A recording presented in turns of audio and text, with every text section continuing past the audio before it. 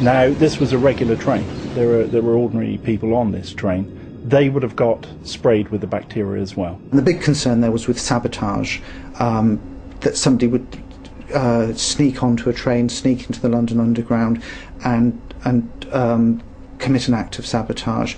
And these are pervasive fears with biological warfare. They go right back to the 1930s when the evidence was gathered that German spies were trying out the London Underground and the Paris Metro for a German warfare attack.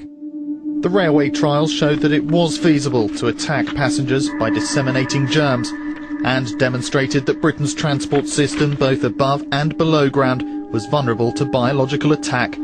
The political climate in the 50s was characterised by Cold War paranoia.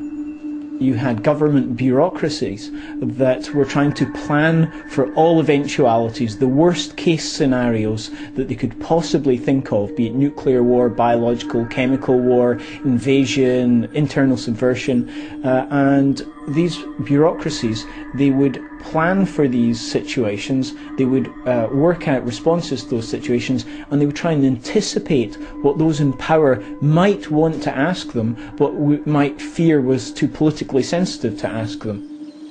In part 2, we show how this area of Dorset was sprayed with bacteria under cover of darkness.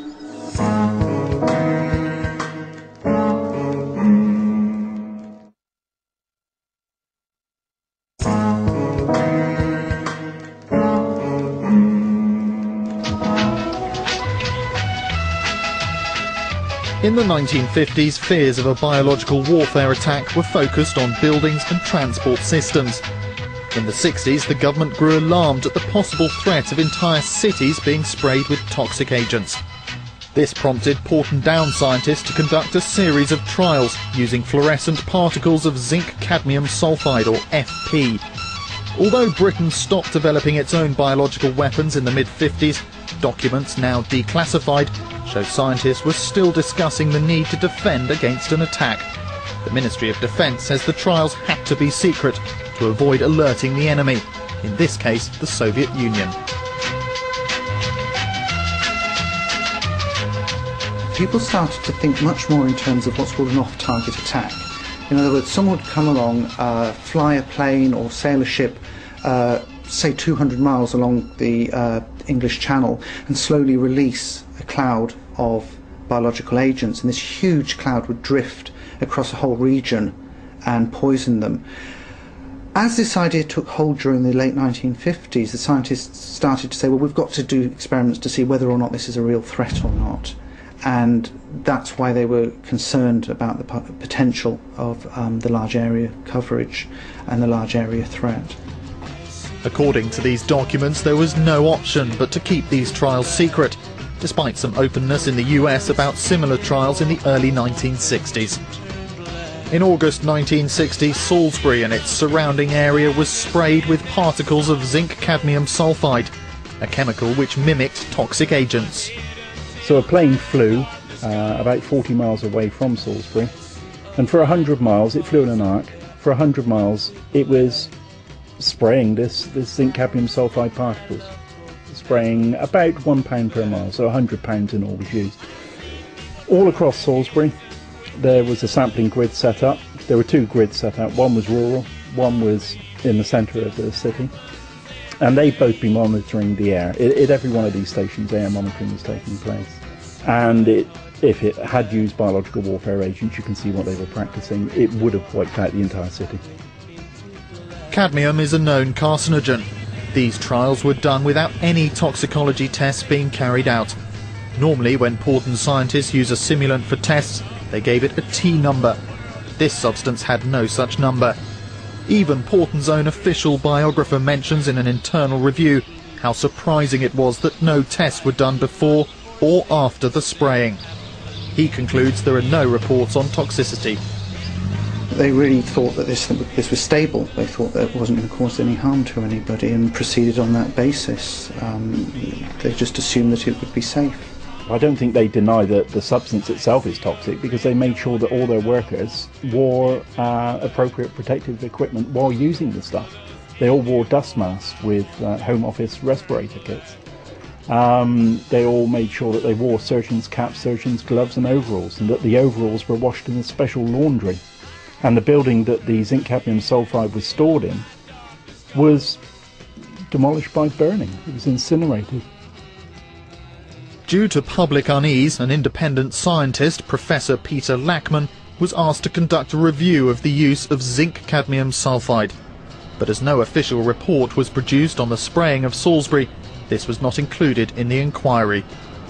A spokesman for Porton says while some cadmium compounds are undoubtedly toxic, FP is not. It says the Lackman report points out that the available evidence indicates there was no danger to health. No one knows what happened in Salisbury. They're blissfully unaware. The reason being is that if Porton didn't experiment and they didn't like the trial's results, or they felt that they weren't very good results, they weren't, didn't give what they were looking for, they didn't write up a report. If they didn't write up a report, then that never goes into the Public Record Office. It wasn't given to the independent review. So the residents of Salisbury have no idea that these two trials took place in August of 1960. Although BW appears easy, defence is difficult. How can an attack be detected quickly?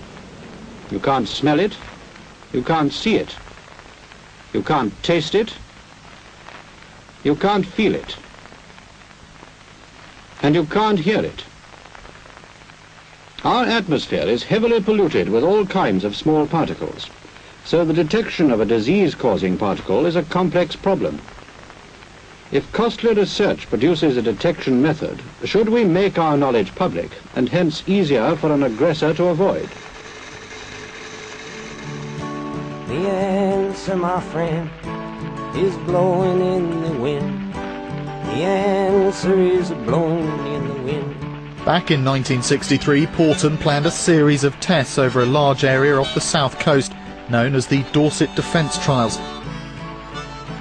The scientists wanted to see if bacteria which mimicked biological agents sprayed at sea retained harmful effects when drifting inland. Most trials contain E. coli and a bacteria called Bacillus globigii, which occurs naturally in hay and soil. The E. coli, a different strain to the one which causes food poisoning, was isolated from faeces on a toilet seat at Porton Down and cultured in the laboratories. The ICEWHALE was actually used to spray these organisms, and then there was detectors at various points, both on the coast and inland, and these tried to pick up how many of the organisms both landed and how many of them survived, to see how far this cloud would spread. Now the reason why they came to Lyme Bay is it's a semicircular bay, which means that they can use all sorts of wind directions. So they could put a ship in there, it could sail in a straight line course, spraying bacteria out the back out of an adapted agricultural sprayer. These bacteria were carried onshore and sampled inland by mobile teams. These trials were done in utmost secrecy. They were done at night, not so much for secrecy, but because the organisms survived better at night, but that added a layer of secrecy. Then on top of that, people were just not told about these experiments. In fact, the documents about the experiments only came to light in around 1997, 1998. So they were kept under wraps for a very long period of time. Whilst these trials were designed for specific research purposes, they demonstrated in a striking way the feasibility of small-scale biological warfare. An appreciable dose of viable bacteria was achieved over an area greater than 1,000 square miles by the release of only 120 gallons of suspension. Weymouth, Portland, all of the South Dorset area is pretty unique insofar as that we have had over 80 germ warfare attacks. Although that they didn't use pathogens to intentionally cause illness, we have been attacked. All the methods that were used would be used in a germ warfare attack.